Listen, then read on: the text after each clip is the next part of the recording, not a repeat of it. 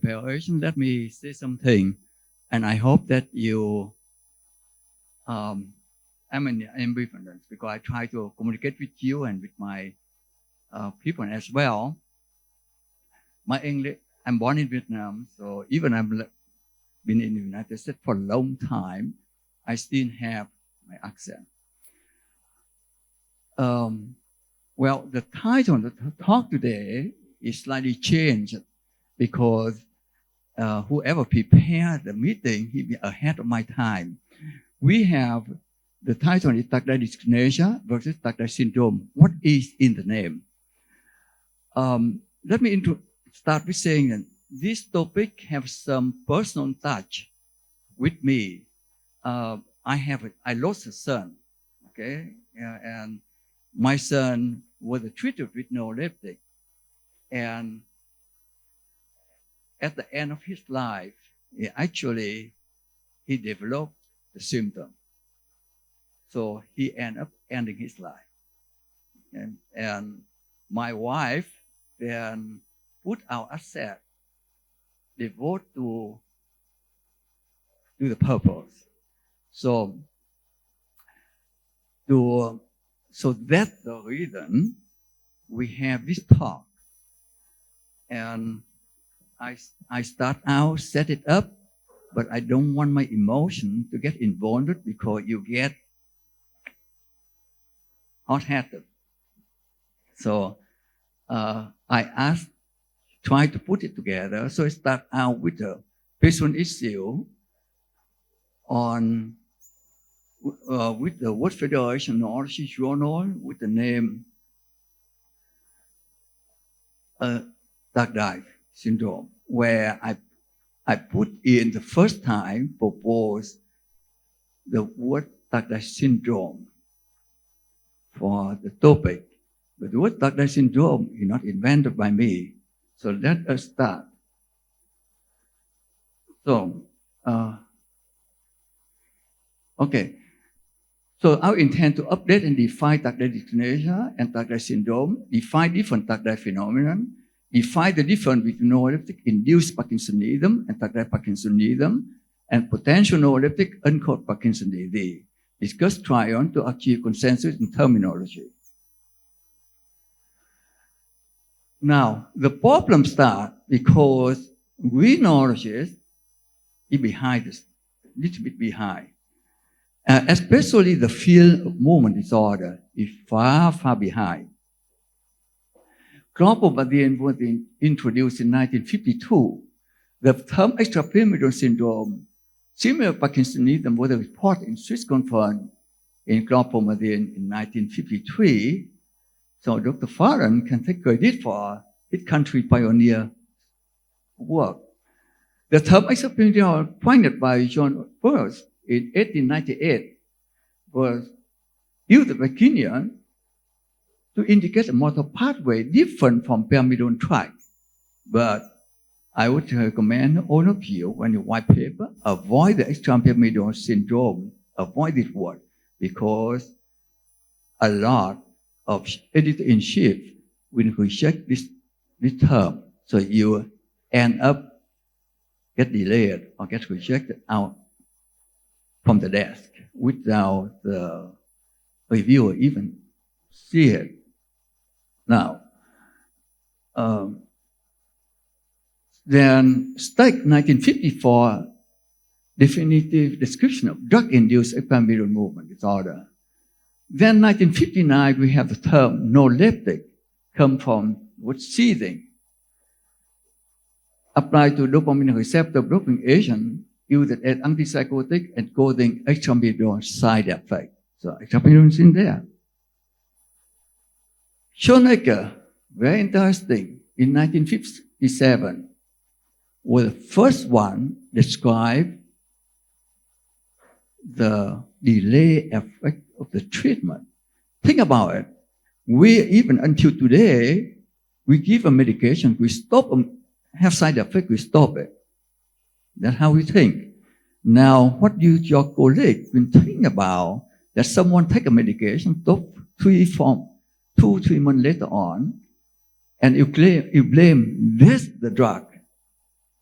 And thank God you are the one who ordered the drug, not your colleague, because otherwise you wouldn't have a bloodbath. Okay? No one can think this way. But at the time, the man was amazing, was able to think ahead of the time. Now we can understand the third eye, but not at the time. So, for me then, third eye dyskinesia to describe the moment. And emphasizing the delay. And Schoenecker point out the prolonged use and 4 point out the delay. Now, TD expand to include many other abnormal movements besides OBL or buccal, lingual dyskinesia, to include other stereotypes like chorea, dystonia, and a variety of hyperkinetic movement disorder and adverse effect from the use. But metoclopramide come into play. Now we understand that not the brain of the psychiatric patient, but the effect of the whether some problem, but we mainly the drug.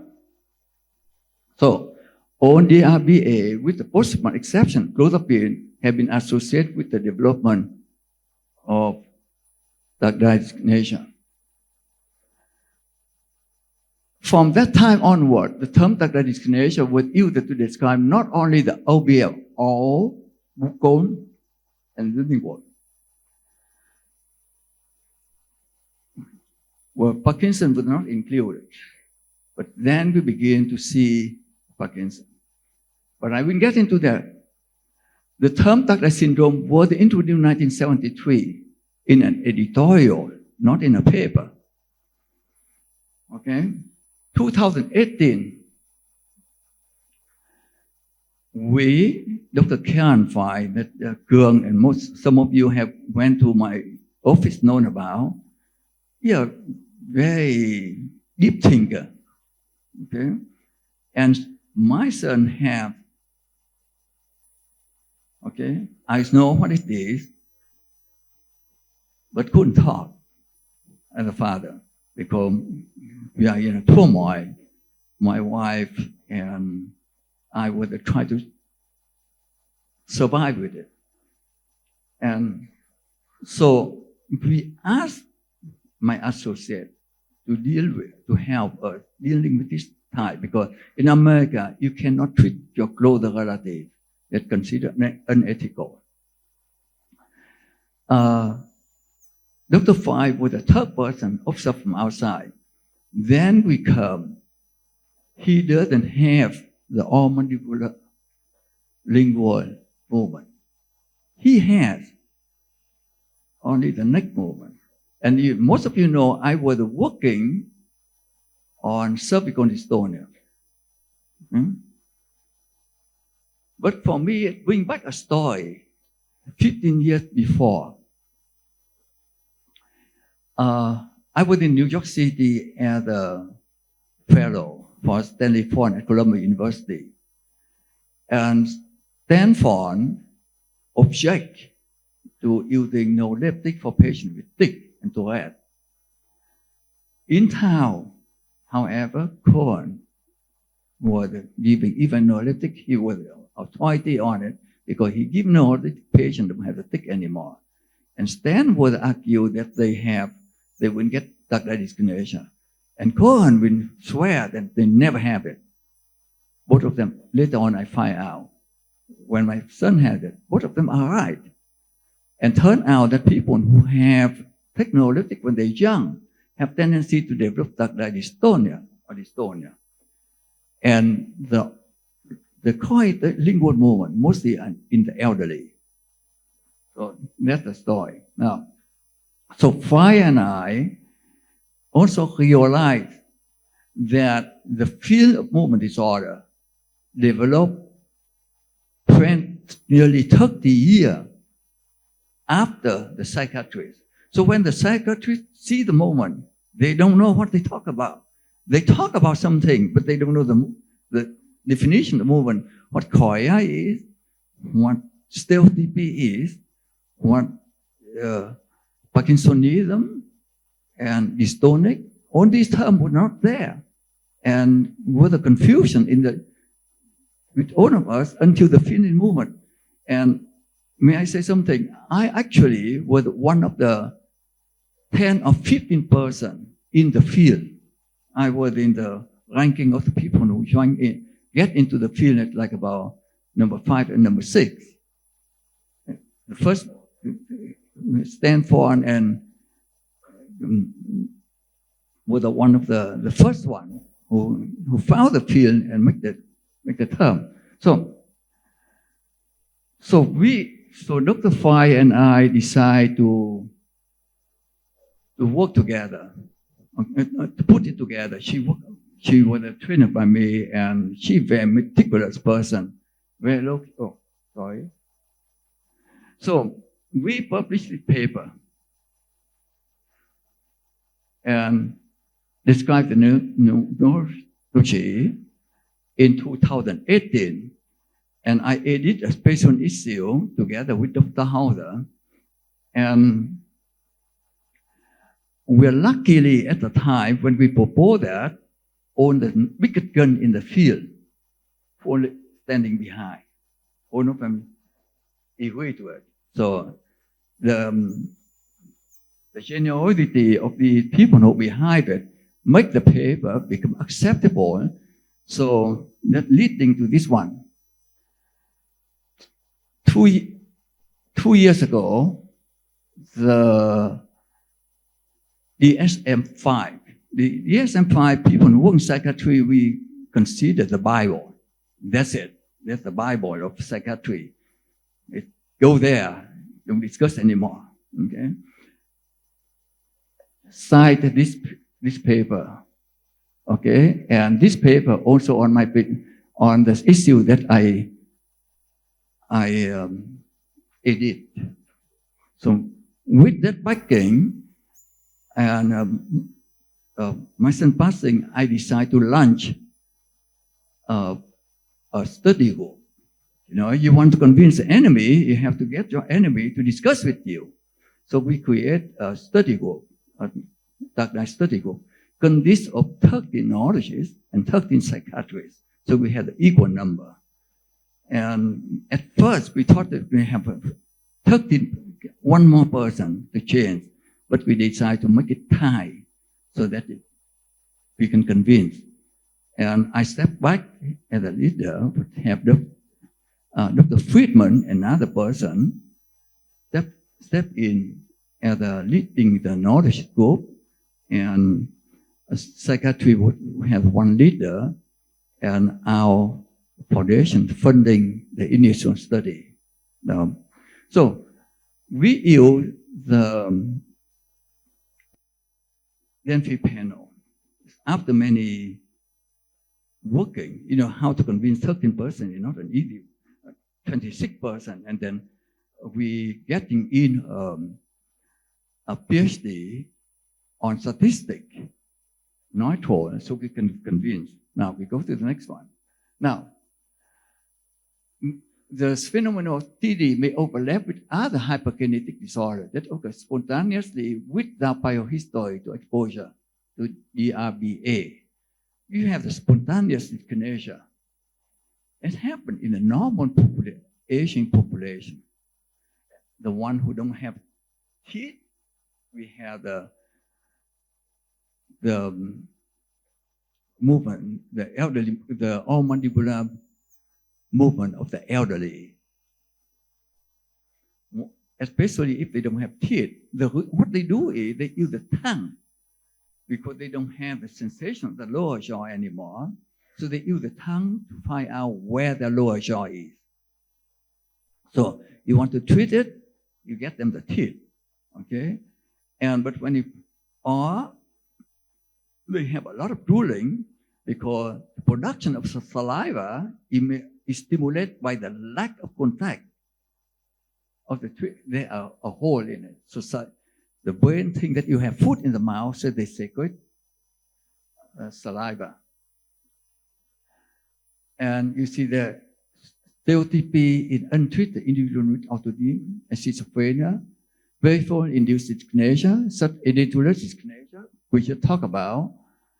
All mandibular dystonia follow the dental position, happen on and off. Okay? And happen after. The difference separate from spontaneous dyskinesia is the range of phenomenology in tactile dyskinesia is very wide. It occurs substantially more often in SD in susceptible population. So TD occurs more often than SD. Patients with TD not always at risk for SD. Patients without mental illness taking phenothiazide for GI were later found to have developed TD.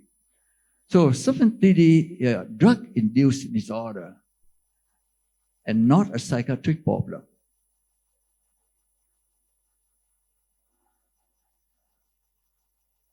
TD may occur after a very big exposure to offending drug, especially in the elderly. So we mentioned before, the younger have a different phenomenon. Why symptoms TD tend to develop after taking the DRBA for at least 2 weeks? Acute dystonic reaction may evolve into tactile dystonia only after 1 or 2 doses. TD may start while patient receiving the DRBA even 7 months after you stop it. The unique characteristic TD, worsening of symptoms after stopping the agent. Look at the ancient time. That's the opposite of the way we think. Okay? So if you stop a medication, patient get worse. Think about it. Because there may be other drugs that can cause the TD that we don't know. Now, increasing the dose improves the symptom. So if we talk about 10, 15 years ago with the psychiatrist, they treat the TD by increasing the dose.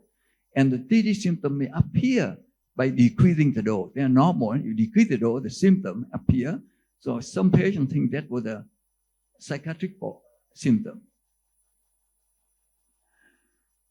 And the movement may improve or resolve or even persist. For a disorder to be considered part of the tactile syndrome, there are 2 criteria which must be met. The DRBA exposure, persistent or worsening of symptoms following discontinuation of the medication. Now, we have a list of symptoms that can happen with tactile dyskinesia, with the tactile syndrome. It can be the tactile dyskinesia, which has all the typical like a manifestation, a chewing movement, and the lingual movement. You can have the tactile dystonia.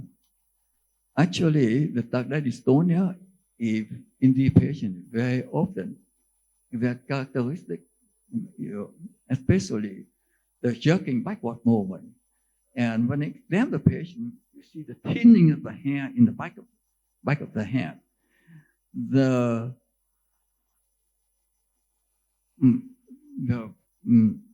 turning of the head to one side, okay, the torticollis phenomenon happens less often. You have more patients who have lateral collis, tilting the head to one side, okay, more often.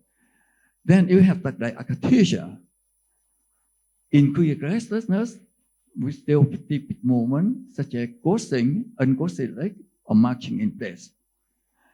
You can have a tactile myoclonus, the jerking movement, and you can have tactile tremor. The tactile tremor have to be differentiated from the rest tremor. Okay? Then you can have tactile toetism with involuntary movement associated with an urge. And you can have a tactile pain. The tactile pain is symptom very often similar to the pain you have in Parkinsonism. And I point out the paper from Dr. Dung Huang, who point out very well that the pain in Parkinsonism very often associated with the burning feeling. I should mention this paper very interesting that the group from Hanoi published it, and the editor decides to write a paper about your paper. That happens. Very uncommon. Now, we have mentioned that when you have tardigrade Parkinsonism being proposed, however, some may be part of the other disorder. Because you can use the DAT scan, you will see the patient have DAT scan, have normal DAT scan, have Parkinsonism. Okay? After you stop the medication, but be aware you have to stop the neuroleptic for at least 6 weeks to be sure they get out of the brain before you make any conclusion. So we mentioned that. Now, talk about Parkinsonism, we have the drug-induced Parkinsonism. With the symptom lasting beyond the medication. Now, when you have that, but the autopsy of the patient have a normal substance trigger, that raises the question of tardive Parkinsonism. You can have that scan, okay, have deficit, and you have Parkinsonism. That here, a different phenomenon. You unmask the symptom of Parkinson. It's there, but not detected yet. Some cases, we do have the result of the Parkinsonism after discontinued medication. There are tricks for you to do. When you have this case, how do you differentiate, diagnose it? Very simple. If you have Parkinson, you always see the symptom one side of the body more than the other. If you're cautious and careful enough, you will see it slightly different. In Parkinsonism created by drug, it's in blood. Blood goes all over the body. So the concentration both sides are the same. I expect to see the symptom the same bilaterally. The onset of symptoms is supposed to be at the same time. That helped me to find the symptom. And the onset of, and someone who treats Parkinson for a lot, the symptom of Parkinsonism evolve with time. Here you have everything come pop, happen right away. Okay? And you don't expect to have a patient who fall, okay? Early onset, take time. So that helps you to sort out. So very often, Parkinson is not thought to be a true tardive disorder, but it's still unsettled. So now, we focus on the nomenclature consensus to clarify the most appropriate nomenclature to refer to. We need an umbrella term that presents the specific set of involuntary movement that result from previous use of the medication. And to further clarify the nomenclature appropriate for differentiating the specific independent involuntary movement that belong under the umbrella syndrome. So we set up a Delphi panel, okay? That's very democratic. So the majority will win.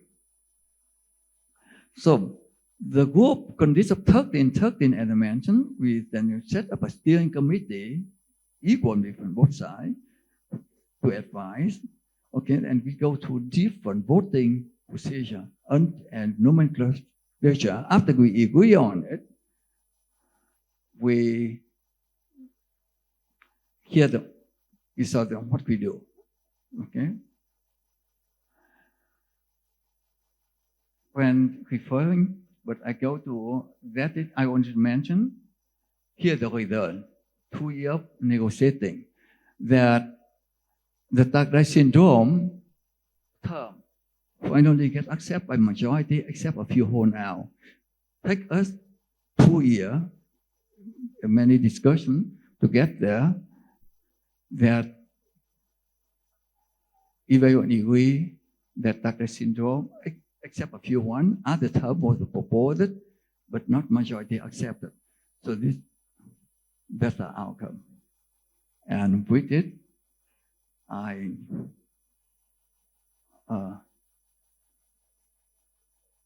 Thank you. So the take home is take the term syndrome for the umbrella. You never can miss it. You take dyskinesia, it actually ungot this term because the movement of that dyskinesia actually is like choir. A choir take movement. You cannot predict the next move like a dance line. Thank you.